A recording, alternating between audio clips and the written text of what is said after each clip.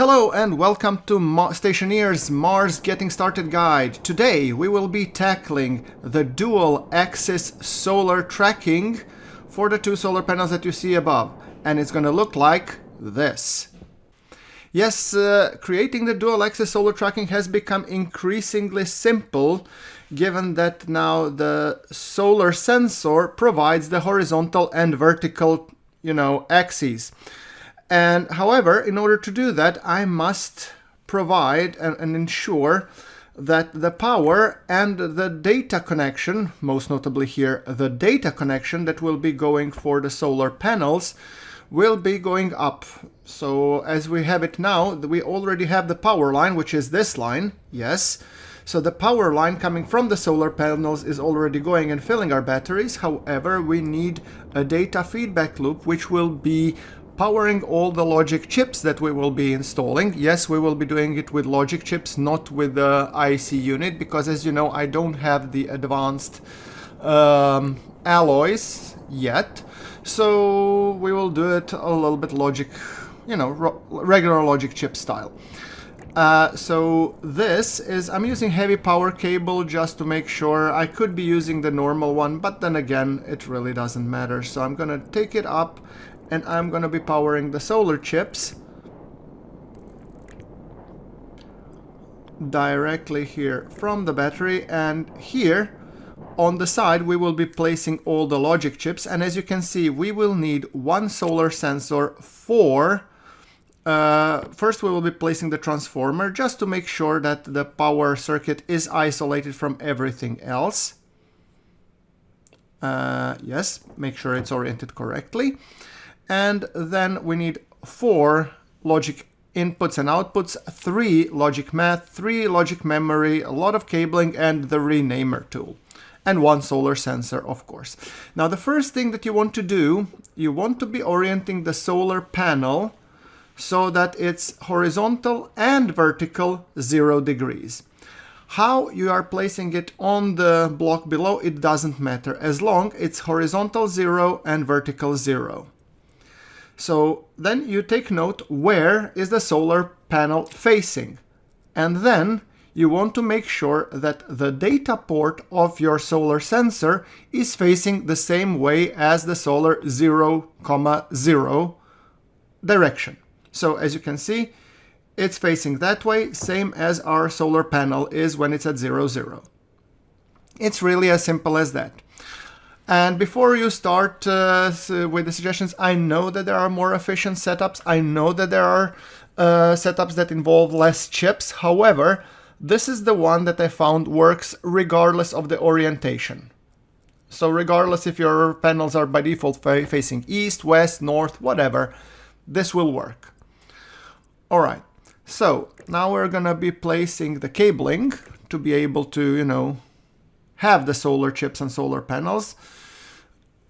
And just a quick shout out to the channel Cows Are Evil. I'm actually using his initial tutorial and setup for this, although I won't be aligning them so nicely that it's, chip by chip. So a big shout out to him. It's really a handy tutorial, and we're going to use the same logic. However, I'm going to pack my chips a little bit more neatly to make sure that all in the right place. So here I'm going to place 3 memory units. Here is where we will be storing our variables that we need to either subtract by or divide by for various reasons.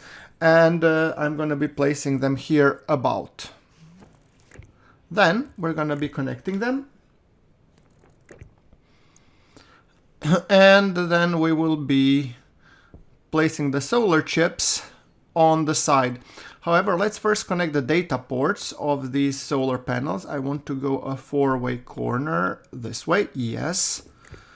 And then we are gonna connect first the power, or sorry, not the power, the data cables so that they're connected, and then we'll be placing the logic chips, and then I'll explain what it happens and how it works. There we go, 3-way corner. So here on this side is where the bulk of our logic chips will be placed. So now I want to be placing the regular not the corner, but the... Okay, let's go with the corner first, and then we're going to introduce more. All right, so first things that we need to be placing is we need to be placing the logic reader, because we want to read the values. And first I'm going to be tackling the vertical angle, and then I'm going to be taking the horizontal angle. So this is the reading from an input. All right. And then I will be placing the logic math.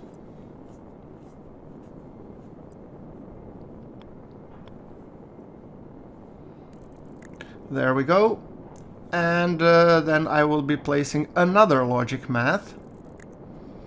And then I will be placing another logic I/O, which will be the batch writer. Because if you place a logic writer, it will only write to one solar panel. However, if you place the batch writer, it will write to all solar panels that you have above, regardless of how many you have them connected. So you want to have a batch writer.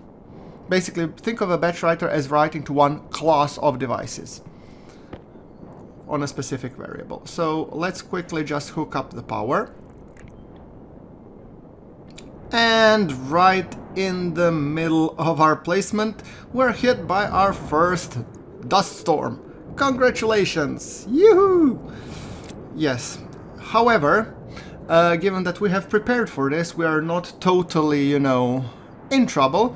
So that means that just our work on the logic chips gets a little bit delayed, and that the solar panels that we have placed above might be slightly damaged after the storm. So, given I think that this is the first storm, the one that usually shows sometime after 7 days, I don't know if it's like hard-coded or not, but usually that one isn't so strong. But please guys, correct me in the comments if I have it wrong. Which means what we will now use is our panic shelter, and we'll just go inside. Oh, and of course my battery died. It found the perfect time to die. Yeah, well, that happens. Alright. I have an additional side project that I'm gonna do while I'm inside. Let me just quickly fix the lighting situation here. Yes, much better. So I only need to replace the battery on my backwards lamp, and then I'll be also closing off the lights on my helmet because it's no longer needed. See, it illuminates nicely. Now, I can do some preparatory work, and I've been saving off until the storm actually hits, because we all knew it was gonna hit, so it was just a matter of time.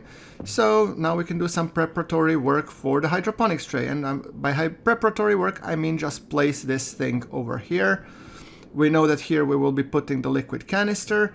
And also, I have not yet connected the power when it comes to my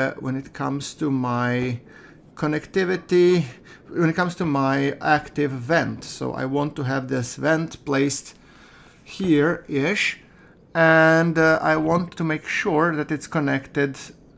And also I've already decided, since my cupboard locker was taking most of the place there, I have placed a shelf medium. This is actually a component I haven't seen before. I don't know if it has been introduced in the new latest update, but it really looks cool. It's like 3/4 of the size, and I think it's great that we have it. So I think I will be placing like 2 of them, one on each side, because then we can place our stuff in, but still not so it doesn't take the full length of the, I don't know how you want to call it, cube or whatever, building block. Right. And it also looks kind of nice like a shelf. I don't know, let me know what you think in the comments below. Do you prefer lockers or shelves? I generally prefer lockers, but here the shelf has been proven like really, really handy, because now, as you can see, I can really connect this active vent that I will be using for pressurizing the hydroponics bay. Yes. Now, whether or not I want to be pressurizing the hydroponics bay while the storm is raging outside, I don't think it's a good idea, because I have no idea what the temperatures are outside. So yeah. Okay, righto. Now it's connected, and in theory it should work. Goody goody. Alright, then I guess it's just a matter of waiting a little bit till the dust storm settles, and then we will be making sure that we continue with the work on our solar tracking. Yes. And also to make sure, and also we have to figure out a way to make our panels more robust, because I'm expecting that some of them will be, you know, damaged or broken. But as some of my commenters pointed out, you know, the panels get damaged in storm. The glass or the windows do not. Come on, GrunfWorks, figure out the rest. Of course, and I had every intention to place this. Let's just refill on everything that we need to refill to make sure when we are done that we are ready to continue with the task that we have at hand. So, and our O2 canister is on the low side. Yeah, for portable hydroponics. I think I'll be probably tackling that as a next task, but you know, we still have to pressurize to the correct temperature and to the correct, you know, power, and the dust storm has cleared. Perfect. That means we can continue with our solar tracking. Beautiful.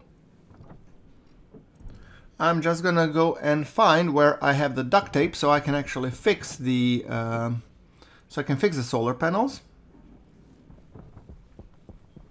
Should be somewhere here under the construction supplies. I really need to light my light.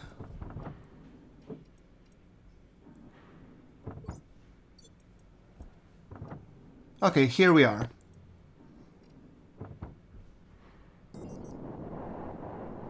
Okay, so first let's fix the solar panels. Let's patch them up. Apparently we have to patch them up.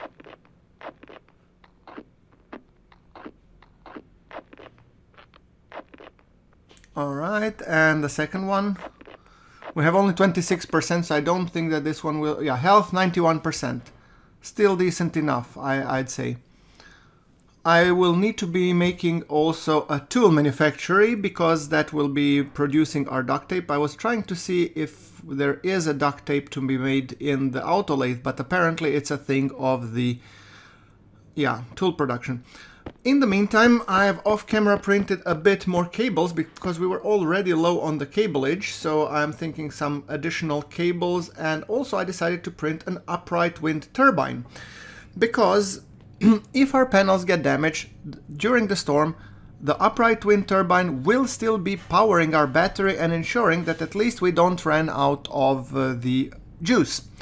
So that's kind of important, so I figured might as well have at least one to make sure that it's on the right place, and then we'll see how we will be tackling this. Right, cable coil, move aside, upright wind turbine, you're going in my inventory, and let's go mount it, shall we?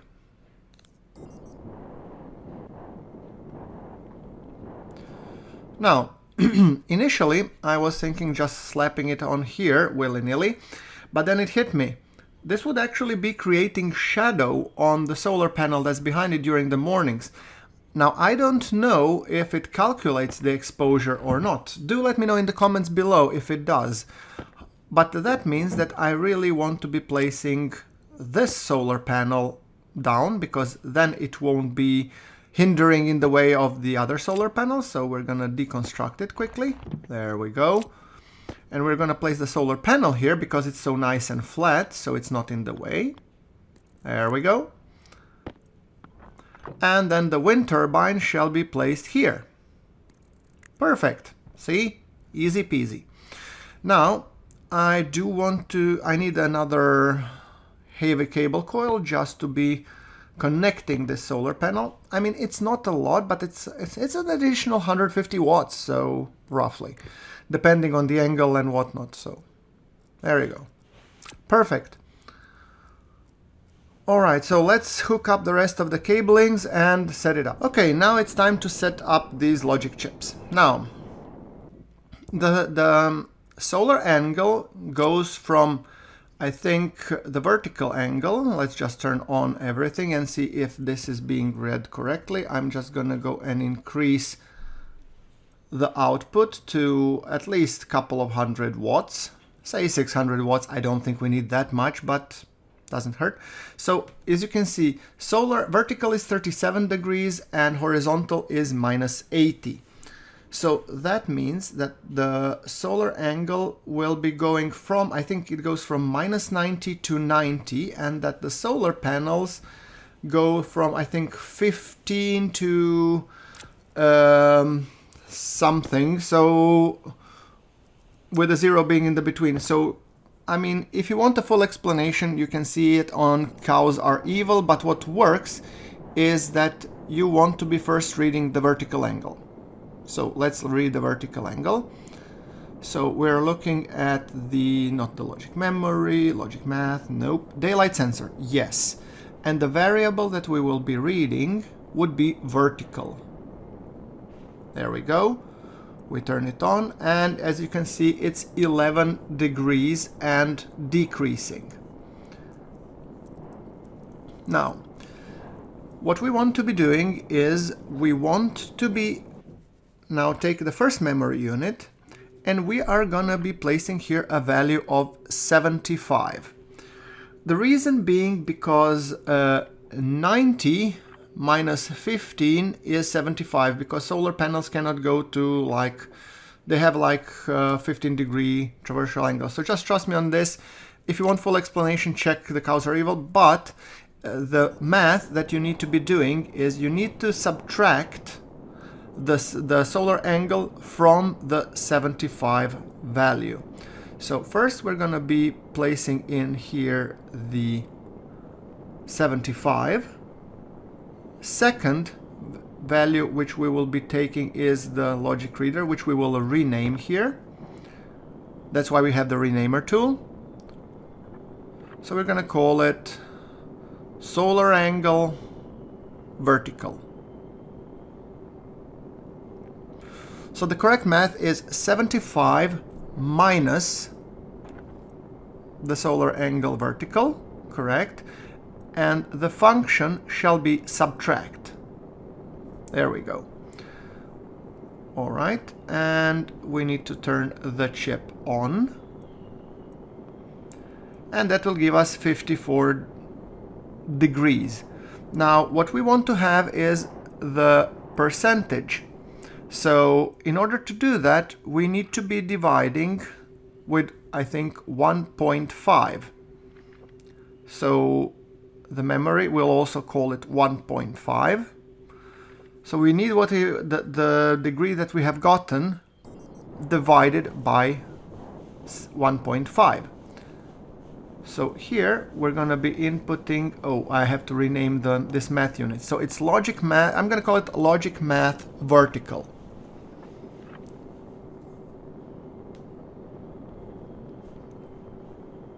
Vertical angle, yes. And then I'm gonna take it as an input parameter, first one.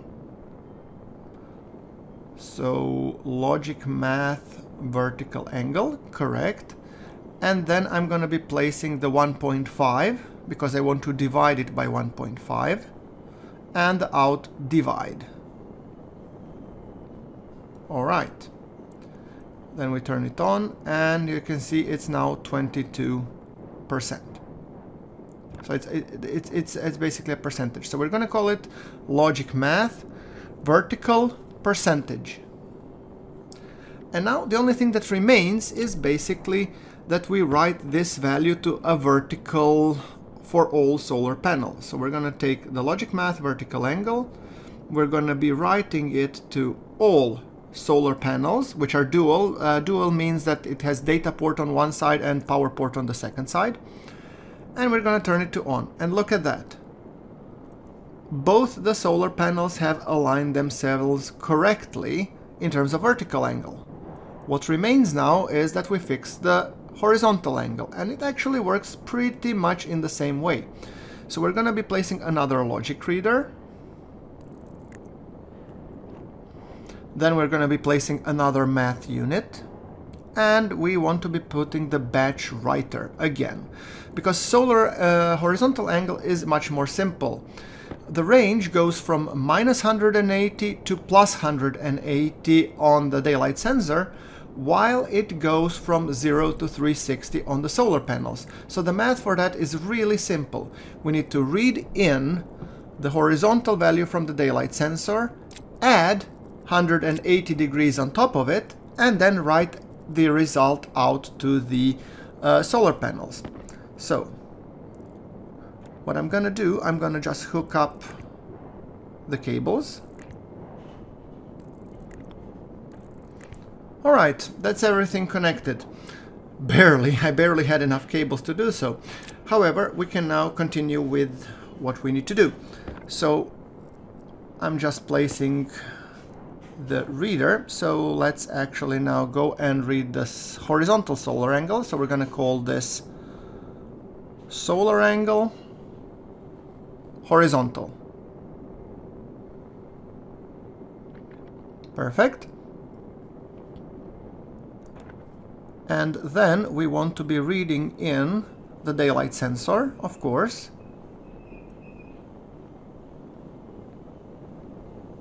Daylight sensor, value horizontal. There we go. And we can turn it on. It's currently sitting at 93 degrees.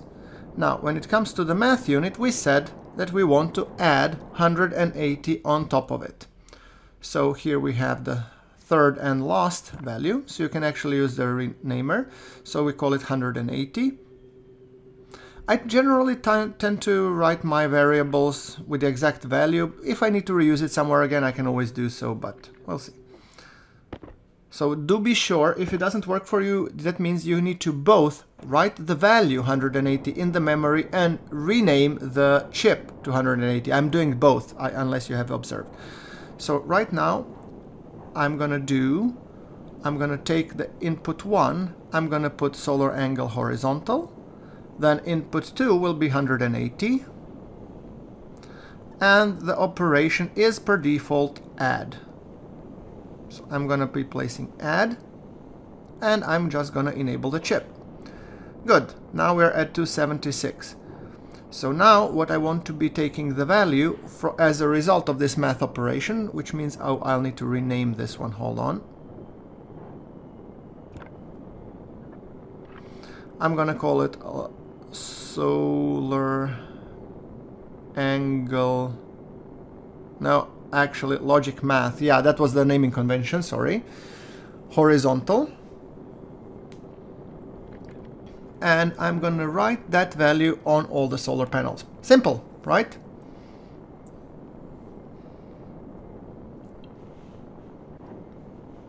Logic math horizontal, output to all dual solar panel, and make sure that you write to horizontal. Check it, and the solar panels should start rotating slowly towards the dawn. Yes. Okay, so this is how you do dual axis solar tracking in Stationeers. Well, it works for any planet, but I guess on Mars is as good as any. So right now they are just turning around, making sure that they go into the location which is supposed to be desirable. I'm gonna use the rest of the heavy cable just to make sure to prepare for the coming solar panels that I will be adding in the future. However, there's one more thing that I want to do. I said I'm going to be making these a little bit more robust. How can we do that? We can do it by encasing the solar panels in gloss. So I'm thinking I'm going to do just that. So I'll be constructing windows all around them. Simple, right? So I have constructed off camera a bunch of kit walls, which I will be using for, placing them around the solar panels. So let's go. Take one, and all right. By the way, if you hear some, car horn sounds in the background, I apologize. It's the end of school here in Sweden, so, the students or the high schoolers are going nuts. Yeah. Well, who can blame them? They're enjoying that the school is over. All right. Anyway, let's just be placing on top this as well so that they are correctly encased. Now, there is a debate on the forums if you even need to construct windows behind, or you need to be placing the windows, or just the frame will suffice. Honestly, guys, I haven't tested this, but if some of you are, please do let me know in the comments below. Okay, so with plastic sheets in one hand and glass sheets in the other, we will be constructing the windows. But I'm really interested to hear your tips on this, because I don't know how the temperatures will behave. However, these solar panels are not 100% airtight. They're just being shielded from, I would say, 5 out of 6 sides. And the side from which they are not shielded is from below, because I don't expect that the wind will be blowing from below. But it will be interesting to check and observe if they will still get damaged. I'm really wondering if the damage is more directional or is it omnipresent. Also, do let me know in the comments below if you know. I'm testing this new setup. I've never done it, so I'm really curious as to how it will behave. I guess the next storm will tell. So, constructing the window, definitely from the front and from the top, for sure. And from all other sides, except from the bottom, yes. Then if we need to really make it airtight even from the bottom, then I think we'll need to probably put those in vacuum, or I've seen that people were doing that, they were cheesing it by making them in vacuum so they don't heat up from inside and that they don't break or something. I don't know. I don't know if it's necessary, but I'm really eager to try, because that would save me a lot of powered systems, like if I don't need to really, you know, heat them, cool them and whatnot, if I can just cheese it by having the, you know, the ventilation coming from below. Alright, I think we still have, here we have the mesh, here we don't have the mesh, so I'm just checking if I need to be adding anywhere else. Here side, and I think front side is still missing. Yeah. Is that all? Yeah, I think that's all. Alright, and the beautiful sunrise, as you can see, our solar panels are facing the right way. So I guess that's the end of this episode. As always, do let me know what you think. If you would like to be subscribed to get more, you know, of these tutorials, I suggest that you subscribe. Leave a like, it means a great deal to me. And click that notification bell so you get notified when a new one comes out. Anyway, I've been GrunfWorks. I'll see you in the next one.